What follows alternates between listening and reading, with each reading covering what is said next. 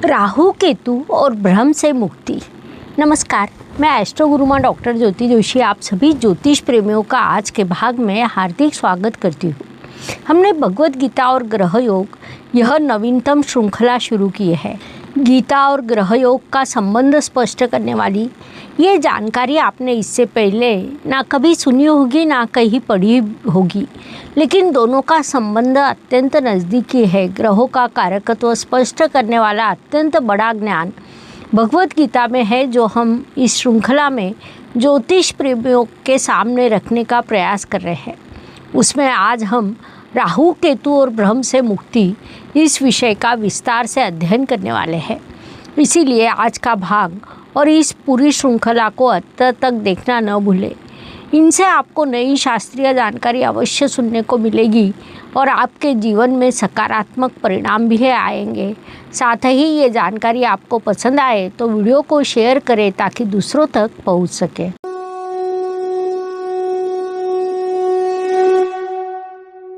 ज्योतिष में राहु केतु को छाया ग्रह माना गया है। उन्हें शरीर नहीं, फिर भी उनका प्रभाव अत्यंत बड़ा होता है। राहु मोह निर्माण करता है और केतु उस मोह के विरुद्ध जाता है। केतु वियोग दर्शाता है, गूढ़ता दिखाता है, आध्यात्मिकता भी दर्शाता है। भगवान श्री कृष्ण भगवत गीता में अर्जुन से कहते हैं कि मोह सर्व ज्ञानेन नाशया आत्मात्म भावस्थ, अर्थात ज्ञान प्राप्ति के बाद मोह समाप्त होता है। राहु मनुष्य को भ्रमित करता है तो केतु मनुष्य को उस भ्रम से बाहर निकलता है। हम इस श्रृंखला में भगवत गीता और ग्रह योग का अध्ययन करेंगे, अर्थात हम ज्योतिष और भगवत गीता का संबंध स्पष्ट करने का प्रयास कर रहे हैं। उस अनुसार राहु ग्रह मोह दर्शाता है, केतु विरक्ति दिखाता है, तो भगवत गीता हमें संतुलन सिखाती है। अर्थात राहु केतु के प्रभाव का संतुलन कैसे करें, इसका ज्ञान हमें गीता से प्राप्त हो सकता है। राहु केतु सदैव जोड़ी से आते हैं। राहु मोह, भ्रामक, आकर्षण, अधिक महत्वाकांक्षा, प्रसिद्धि की लालसा दिखाता है। उसी समय केतु ग्रह विरक्ति को दिखाता है, संभ्रमित आध्यात्मिक भावना को दर्शाता है, भूतकाल के निवेश को दर्शाता है और शक भी निर्माण करता है। जैसा मैंने पहले भी कहा कि राहु केतु ये दोनों जोड़ी से आते हैं। दोनों के प्रभाव एक दूसरे के विरुद्ध होते हैं, अर्थात एक आकर्षण निर्माण करता है और दूसरा उससे विरक्त होने की प्रेरणा देता है। एक श्लोक ऐसा है कि धूम्रवर्ण तटस्थ राहु केतु पिंगल वर्णकम। ज्योतिष की दृष्टि से राहु कोहरे समान होता है तो केतु परावृत्त करने वाला प्रकाश है, जो धगधगता है लेकिन दिखाई नहीं देता।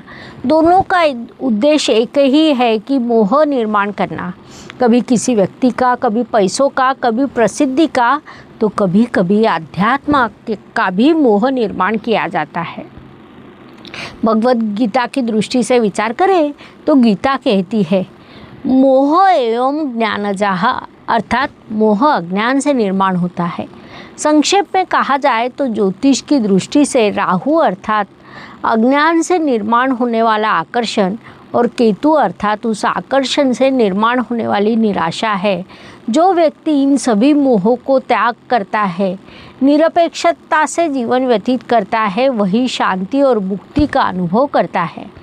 इसका ज्ञान हमें भगवत गीता से प्राप्त होता है। इस राहु केतु पर विजय कैसे प्राप्त करना है, इसके अशुभ प्रभाव को कम कैसे करना है, इसका ज्ञान हमें गीता देती है। गीता में साक्षी भाव आता है कि मैं और मेरी इच्छाओं का साक्षी हूँ। इसके बाद ध्यान करना भी एक अच्छा उपाय माना जाता है। मनुष्य जीवन में ध्यान का महत्व सभी को पता होगा। मन को एकाग्र करने का सबसे अच्छा उपाय ध्यान है, तो ध्यान लगाकर राहु ग्रह की अस्थिरता पर एकाग्रता से विजय प्राप्त किया जा सकता है। सत्संग और गीता के ज्ञान का चिंतन, ये चीज़ें भी मनुष्य को भ्रम से वास्तव की ओर लेकर जाते हैं। साथ ही सेवा और समर्पण भाव अहंकार कम करने में मदद करता है। भगवत गीता हमें सिखाती है कि नासतो विद्यते भावो ना भावो विद्यते सतः, अर्थात जो असत्य है उसे अस्तित्व नहीं और जो सत्य है वह कभी नष्ट नहीं हो सकता। मोह मुक्ति की इस शब्द का अर्थ सब कुछ छोड़ देना नहीं, बल्कि उस मोह को पहचानना और उसे पार करना मुक्ति की ओर पहला कदम होता है। भगवद गीता के दूसरे अध्याय में 95वें श्लोक में स्थित प्रज्ञ के लक्षण दिए गए हैं। जो मन का मोह, इच्छा, भ्रम छोड़कर अंतर्मुख होता है वही स्थित प्रज्ञ है, अर्थात शांत, स्थिर और सजग, या ज्योतिष की भाषा में कहा जाए तो राहु केतु इन दोनों के प्रभाव, उनके भ्रम को पहचान कर जो उचित और संतुलित जीवन व्यतीत करता है वही स्थित प्रज्ञ है। इससे महाभारत में कुछ अच्छे उदाहरण हैं, अर्थात राहु का मोह यदि हमें समझना है तो महाभारत के शकुनी और दुर्योधन का उदाहरण दिया जा सकता है। शकुनी का स्वार्थ होता है और दुर्योधन लोभी होता है, जिस कारण पूरा कौरव साम्राज्य विनाश के मार्ग पर जाता है। वे विभिन्न प्रकार के अधर्मी चीज़ें करते हैं, पांडवों को छल कपट से वनवास भेजते हैं, उनके राजपाट छीन लेते हैं। इतना ही नहीं, द्रौपदी वस्त्रहरण जैसा पाप कृत्य भी करते हैं। ये सब मोह से जन्मा हुआ कर्म है, क्योंकि जब राहु सक्रिय होता है तब वह प्रसिद्धि और सत्ता के लिए, सूड उगाने के लिए किसी भी मर्यादा को पार करता है, इच्छित प्राप्त करने के लिए कुछ भी करने लगता है। उस समय धर्म, अधर्म, पाप, पुण्य ये चीज़ें भी उसके सामने गौण होती है। इससे उसके प्रभाव की गंभीरता हमारे ध्यान में आ सकती है। भगवद गीता ने हमें जो अमोह ज्ञान दिया वह आज के आधुनिक काल में भी पूरा लागू होता है, क्योंकि आज के काल में जो अत्यधिक प्रतियोगिता शुरू है, सोशल मीडिया का जो भ्रामक आकर्षण शुरू है, सफलता के लिए, लाइक के लिए, प्रसिद्धि के लिए जो प्रयास किए जाते हैं वह सब भ्रम है। जैसा हमें पता है कि आज के आधुनिक काल का सोशल मीडिया भी राहु के कारकत्व में आता है। वह शाश्वत नहीं बल्कि अस्थायी है, हमें भगवद गीता यही सिखाती है। उपनिषद में नचिकेत की कथा में इससे पहले मैं एक भाग में बताई है। तो यमराज नचिकेत को पूछते हैं कि तुझे धन चाहिए या आत्मज्ञान चाहिए। उस पर नचिकेत कहता है, मृत्यु के बाद जो शेष रहेगा वह मुझे चाहिए। अर्थात नचिकेत मोह का त्याग करता है और आत्मज्ञान का चयन करता है। तब नचिकेत की उम्र अत्यंत कम होती है। साक्षात यमराज को भी आश्चर्य लगता है कि इतने छोटे बच्चे के विचार इतने ऊंचे कैसे हो सकते हैं। इससे आज की युवा पीढ़ी ने ये सीखना चाहिए कि भाग्य, पैसा, प्रसिद्धि के पीछे न भागकर स्वतंत्र विचार और अपने अंतरात्मा की आवाज़ सुनना आवश्यक है। वही उन्नति का लक्षण भी है। यह सभी ने मुख्य रूप से ध्यान में लेना चाहिए। इसका रामायण में भी अच्छा उदाहरण है। वनवास के समय सीता माता को वन में सुवर्ण मृग दिखाई देता है।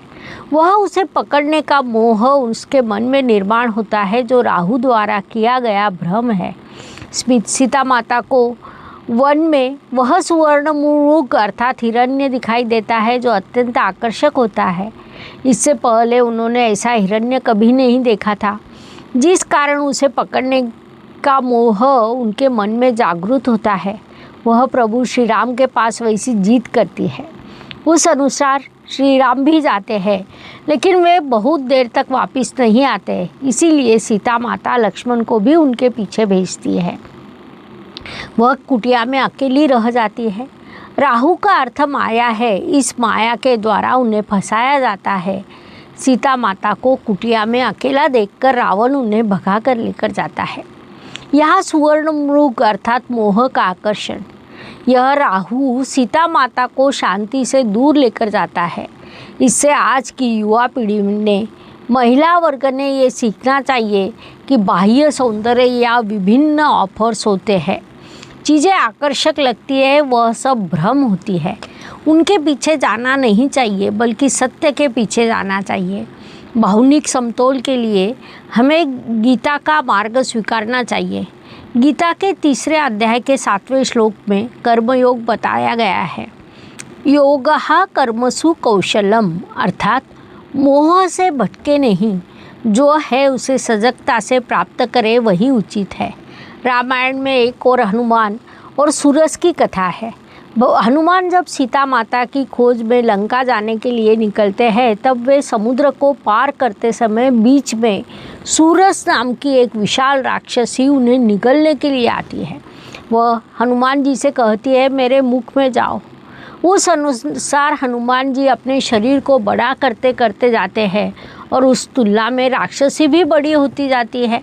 अंतिम एक क्षण में हनुमान जी बुद्धि का उपयोग कर अचानक अपने शरीर को छोटा करते हैं, मुख से घुसकर कान से बाहर निकल जाते हैं।